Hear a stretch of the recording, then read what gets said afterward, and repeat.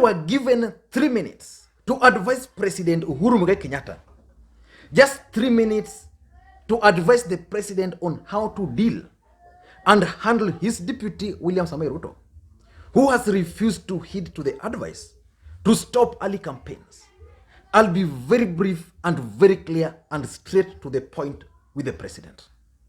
I'd advise the president not to stop his political activities, not to stop his rallies, not to interfere with his activities. Because I know for sure that number one, it is very difficult to sustain a lie, but it is very easy to sustain the truth. Kenyans were going to realize very soon that the deputy president himself is not a hustler, because he's creating a narrative of the haves and the have-nots. He's one of the privileged Kenyans. So very soon, that truth was going to come out. And again, it was going to come out very clearly that you cannot solve the problems of Kenyans through wheelbarrows and mkokotenis. So the people who are going to be the beneficiaries of these mkokotenis and wheelbarrows, within 6 months, some of them are going to realize that indeed we have the wheelbarrows, but it does not solve our problems. So there was no need, or there is no need to stop him from continuing with giving the wheelbarrows and the mkokotenis. So that's the first thing. Number two, I also know that with the time the deputy president was going to run out of steam, even the people who are supporting him. So it was better for the president and his handlers to just allow him continue with whatever he was doing. Again, the mere fact that these rallies are being banned is strengthening the resolve of his supporters, is giving their supporters the strength. So in my view, there was no need for this to happen. I'm talking as a layman, because one thing I know for sure, that the president has more intelligence, has access to more intelligence than I do. And yesterday, the NSAC, the National Security Advisory Committee, announced a ban on rallies. Not really a ban. Let us just also make this very clear. That if you want to organize a political event or organize gatherings, then there were set procedures to follow, and some of them were very tight. I don't want to go into all those. I want to read for you some parts of that report, because I strongly believe that it was targeting the deputy president William Ruto. But before we go into those details, because also one thing I want to do is to explain to you why probably the system or the government decided to go for that radical move. And then later on in the day, I'll also dissect for you the rally in Nyamira. But before we do all those, please, if you're watching this video for the first time, I want you to take a second or two and click the subscribe button, so that next time we produce a video like this, YouTube will automatically notify you. Now let's get to business. Let me just read part of this statement by the National Security Advisory Council. It's some part. I don't want to go through all of it because it's long. I just want some part. Some part is saying here, in the recent past, the country has witnessed the following. A, speeches and utterances that incite and cause hatred, resentment, and create tension within our social fabric. Of course, our politicians have been a bit reckless in the recent past. We witness people like Oscar Sudi, both sides. I don't want to take sides on this. Both sides of the political divides have been very reckless. B is saying utterances that fuel ethnic and group violence. Now here is where the haves and the have-nots is coming in. The hustlers versus the dynasties. Then saying publication in the media of pictures which could lead to ethnic, religious, and racial discrimination. That's the, I forgot C. C is saying use of abusive, negative, and insulting languages. Of course, that has been the nature of our politics, which we need to move away from. But that's not the part I want you to listen to. But let me just proceed. The foregoing has created a situation of fear, despondency, and political uncertainty. I'm not sure about that.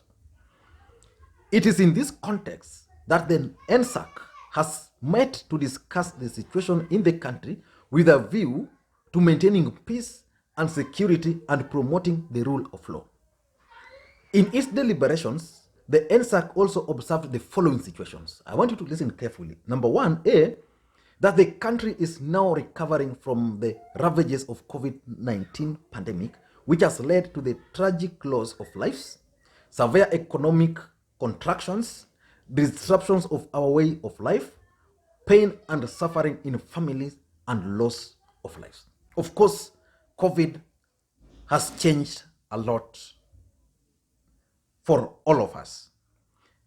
B is saying, sadly, I want you to listen, and this is why I'm saying this particular ban is targeting the deputy president. He's saying, sadly, some individuals are taking advantage of the vulnerability in our population occasioned by social economic shocks of COVID-19 in pursuit of cheap publicity. These individuals, listen, in pursuit of cheap publicity, these individuals, in attempt to further their selfish political agenda, are inciting the youth who are fearful of their future. So basically, they are talking of individuals who are taking advantage of the youths, giving them wheelbarrow, because the youths currently, because of the COVID, are vulnerable. And is proceeding, they are attempting to radicalize the youth to the point where they have fought and in one tragic incident kill each other. So that's referring to the unfortunate event which took place in Murang'a. But why is the president going for that radical move?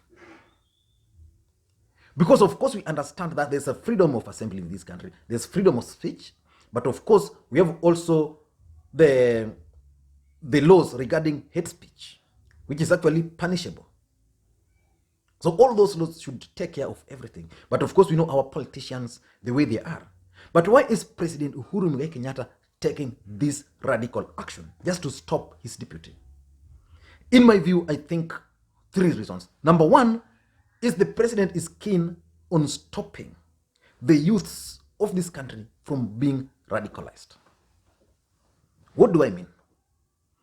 The narrative of the hustler versus the dynasty was gaining momentum in this country. And it was going to hit everybody, even those who are advancing it, because they are not actually poor. That narrative would have easily been solved if these guys were poor. So today you are telling these guys that they are wealthy, so they need to support you. The next day, these guys will get out of their sleep, wake up, go to the nearby billionaire or millionaire, their neighborhood, and raid the home. So because of those fears, I think the president is trying to avoid that. And it's not the first time this is happening in this country, even the world over. People have used the poor to advance their political agenda. People like Hitler and the rest. But in this country,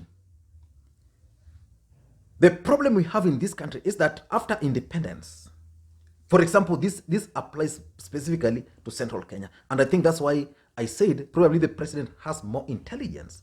His government has more intelligence than I have.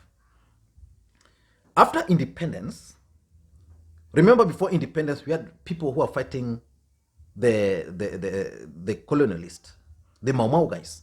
So they went to the bush there, fought, then we gained independence. And when the colonialists came to this country, what they did is that they identified some of the fertile lands and they took them away. So when we gained independence, these lands were supposed to be given back to the original owners. This did not happen. What happened is that the people who were privileged to join government at that time took some of those lands. So today in Central Kenya, those who fought for independence, their descendants, the Mau Mau, are very poor. While those who gained access to government are very rich. So we have the rich and the poor in Central Kenya. And in the sometimes back, we had the Mungiki menace. What caused Mungiki? The poor ganged up. So they ganged up. And we all remember the aftermath of Mungiki. I am sure President Uhuru Kenyatta, as the President of the Republic of Kenya, Because remember, in this country,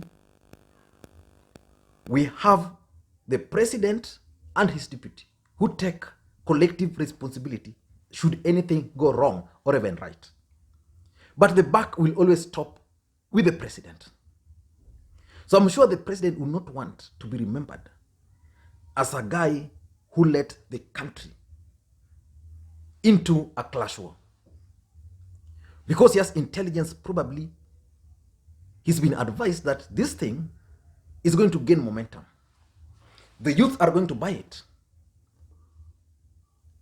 A movement is going to come up. And it's going to be very dangerous. And because they experienced this in central Kenya, Uhuru Kenyatta will not allow this to happen anywhere. I'm saying this because you remember in this country, the presidency has revolved around two tribes, the Kikuyus and the Kalenjins. So in Kikuyu, the poor people always blame all their problems to the leadership. You can't say the same of, for example, the Kisis. You can't say the same of, for example, Luyas, or even Luos, or even the people of the coastal region. The people of the coastal region can only blame the government, but they cannot blame the leadership of that region for subjecting them to their poverty. That's the reality. And because of that, Uhuru Kenyatta, in my view, is stopping these rallies as a strategy to stop the youth from being radicalized. That's number one. Number two, I also think that this is a warning. Uhuru Kenyatta is sending a warning to his deputy. He's trying to slow him down. The deputy president had embarked on his campaigns. And if you've been following the politics of this country, it's not the first time the president is trying to stop his deputy from campaigning or trying to slow him down. After the last election, the deputy president embarked on a nationwide tour, campaign tour, in the name of launching projects. And in 2019, President Uhuru Kenyatta issued Executive Order number 1. In that executive order, the president assigned Fred Okengo Matiang'i the role of supervising government projects. So basically what he did, he took the role which the deputy president was undertaking and gave them to Matiang'i. He hoped that by doing that, the deputy president would not be going around the country in the name of launching projects while campaigning. In fact, the deputy president ended up launching even ghost projects. But that did not deter the deputy president. So he continued. He found a way through the church and has used the church platform to advance some of these political activities. And before these guys knew, he was now targeting the youths through the hustler and the dynasty narrative. Of course, you can talk of the hustler and the dynasty, and you can also talk of the haves and the have-nots. So I think the president is just trying to slow him down, the way he was slowed down using the government projects. Number 3, I think this could also be a very good ground to withdraw the securities, either of the deputy president or of politicians who will go against the government advice. Today, there was an event in Kisii, and I witnessed, and I'm going to go into that particular detail. I'm going to go into that particular meeting in details in the next video. That meeting has been cancelled. And I'm told some of the members of parliament and even the deputy president is intending to still go there at 2 p.m. It's exactly 1:06. So the deputy president is expected there at 2. So once they go there, and the president has, and the government has outlawed this meeting, so basically they are going to defy the government. What next? The National Security Advisory Committee is the one who issued the directive. So if you defy and you go there and someone is killed, your security is going to be withdrawn. And lastly, I also believe that probably this could be a ground for impeachment. The deputy president can be easily impeached based on this insubordination. because the president cannot fire his deputy. If you were in a previous constitutional dispensation, if you were using the previous constitution, the president would have fired his deputy long time ago. But that one cannot happen now. So the only process is through an impeachment. But you can't just wake up and impeach a deputy president. You can only do that if there are grounds. So if the government has issued a directive and the deputy president and his allies are going against it, then that's a good ground for anybody to impeach or to initiate an impeachment motion against the deputy president. Let us wait and see. But I have one advice to Kenyans. 2022 is still a very long time. I've seen allies of the deputy president saying that even President Uhuru Kenyatta started campaigning almost immediately. The president, it will be saying that by 2011, President Uhuru Kenyatta had set up a campaign secretariat. I'm told even Hassan Joho has set up a campaign secretariat. But that's totally different from putting the country in a campaign mode. The time, in my view, is not ripe. I would not advocate for banning of these rallies. I would advocate for them to be allowed to go on with their activities, but in a measured way. You can't put the country in an election mode. I don't have any problem with the deputy president going to meet the border guys and conducting a harambe for them in Nyamira. I would be the last guy. But that event should not be made as if elections are going to happen tomorrow. So I want to advise Kenyans that let us just be reasonable a bit. The country belongs to you, it belongs to me. The political class, the advantage they have is that they go for the rally, wametoa pesa, then they board their vehicles, or wanapanda chopa zao, they go. The two families in Muranga, it's them who are now feeling the pain, not the politicians. The politicians are still going on with the activities. So they can go somewhere else, some people will die. They don't give a damn, my friends. So it is us to avoid anything that can cause chaos. But I don't want to advocate for anything which reverse the gains we've made in this country. Let me know your thoughts. But I'm dissecting the meeting in Kisii, why I think it had to be cancelled. Until that time, if you're watching this video for the first time, please take a second or two and click subscribe button so that next time we produce a video like this, YouTube will automatically notify you. Thank you guys, and continue sharing the videos, continue liking the videos, continue giving the videos thumbs up, because that's the only way you can also help this channel. Bye-bye.